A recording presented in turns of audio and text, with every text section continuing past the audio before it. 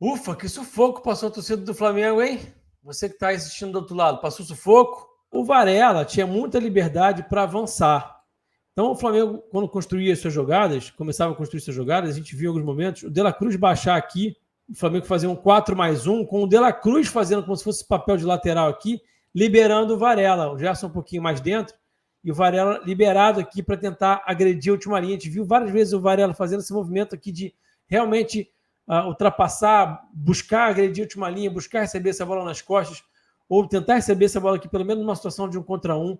Então, o Tite deu essa liberdade para o Varela, mas isso acabou cobrando um preço. A gente viu as costas do Varela ficar um pouquinho vulnerável. Então, o Varela avançava e quando o Amazonas recuperava a bola, ele tinha essa região aqui do campo para avançar, tá? Por conta desse posicionamento mais avançado do Varela. Por conta do gramado um pouco mais pesado, um pouquinho mais alto, né? O Flamengo não conseguia circular a bola tão rápido quanto deveria, quanto gostaria, quanto poderia.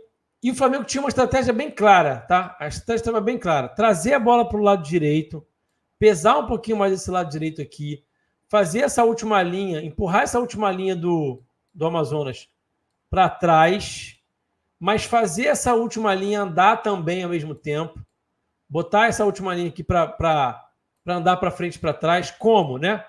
Através de passes, através da movimentação de passo para frente, passo para trás. Então, você viu aqui, por exemplo, o Flamengo usar essa dinâmica que vinha usando em alguns momentos desse ano. A gente voltou a ver essa dinâmica acontecer. Que dinâmica é essa? A bola vem no Varela, você empurra essa linha aqui para trás, você empurra essa linha toda aqui para mais próximo da linha de fundo. Aí essa bola volta para cá, aí essa linha tem que andar para frente. Na medida que você faz essa linha andar para frente, andar para trás, né, que você obriga esses caras a fazer esse movimento aqui, você vai tirando um pouquinho de referência deles. Então, essa bola ia sendo trabalhada, o Flamengo ia tentando fazer tabelas aqui entre Gerson, Arrasca e Varela. Na medida que você consegue circular essa bola aqui, você faz essa última linha dos caras andarem para frente e para trás.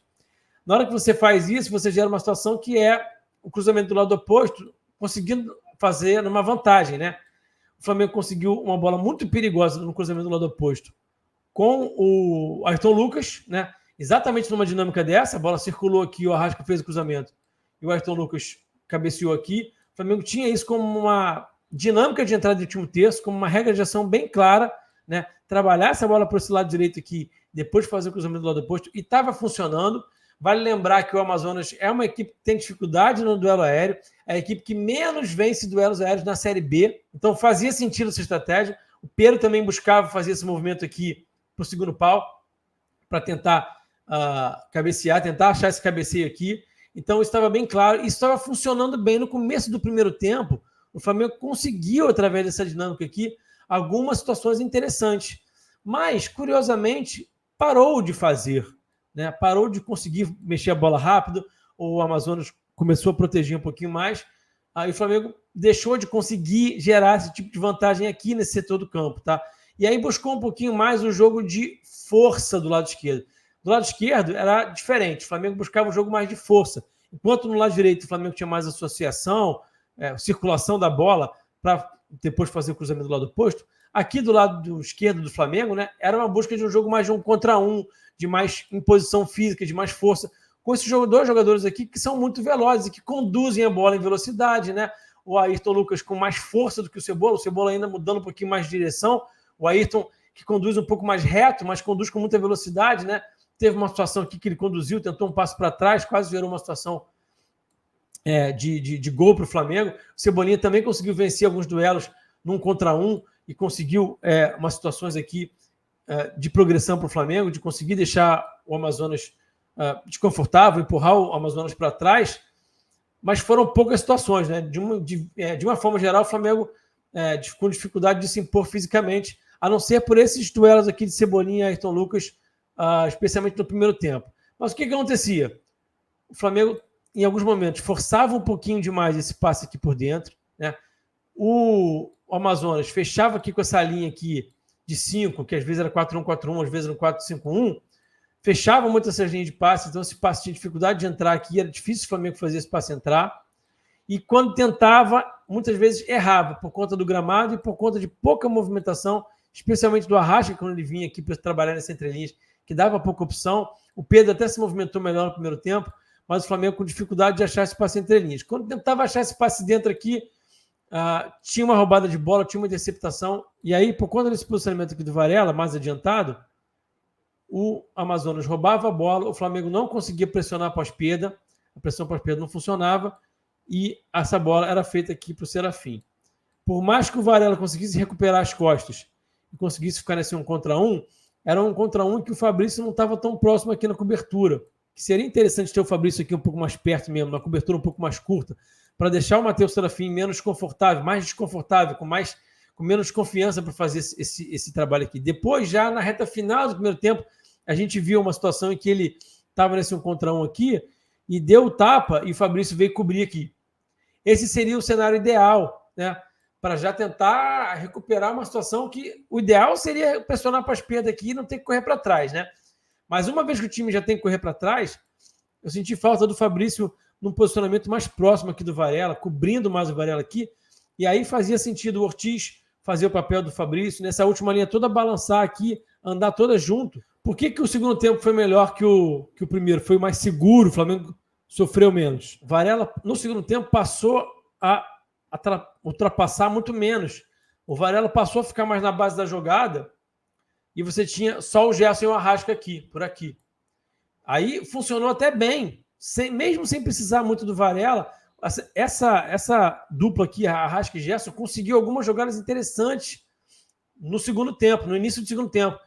O Arrasca fazendo essa ultrapassagem por aqui para receber essa bola. Foi o lance da bike do Pedro. Ele recebe essa bola exatamente aqui, ele ultrapassa, o Arrasca ultrapassa aqui, o Gerson está com a bola aqui mais aberta, ele dá essa bola para o Arrasca, mesmo marcado, o Arrasca consegue fazer o cruzamento aqui e o Pedro faz a bola de bicicleta. Então, assim, foi um segundo tempo um pouco mais seguro, em termos de sofrer menos contra-ataques, por assim dizer, né? Então, assim, de fato, dá para dizer que nesse sentido foi seguro, dá para concordar com o Tite, mas sofreu mais finalização, o Amazonas conseguiu ser mais perigoso. O Flamengo gerando pouca linha de passe, especialmente o Arrascaeta no primeiro tempo, numa rotação muito abaixo. O que o Pedro gerou de linha de passe, o que o Pedro se movimentou no primeiro tempo, o Arrasca não se movimentou no segundo e vice-versa. Né? Trocaram os papéis no segundo. O Flamengo errou um pouquinho de passe a mais do que deveria ter errado, por conta dessa pouca movimentação de quem está sem bola. Né? Tem uma questão coletiva aí de geração de linha de passe também que a gente pode falar, de gerar dinâmicas, de trabalhar isso também, mas tem um pouco do papel dos jogadores, né? Eles precisam se movimentar mais. E aí, quando você erra mais passe, você está mais suscetível a tomar contra-ataque. Quando você não consegue pressionar para as perdas, está mais suscetível ainda a tomar contra-ataque. Eu sempre levo em consideração o contexto, o gramado pesado, a grama alta, a umidade, né? Lá é difícil de jogar, o calor é muito úmido, mas dava para...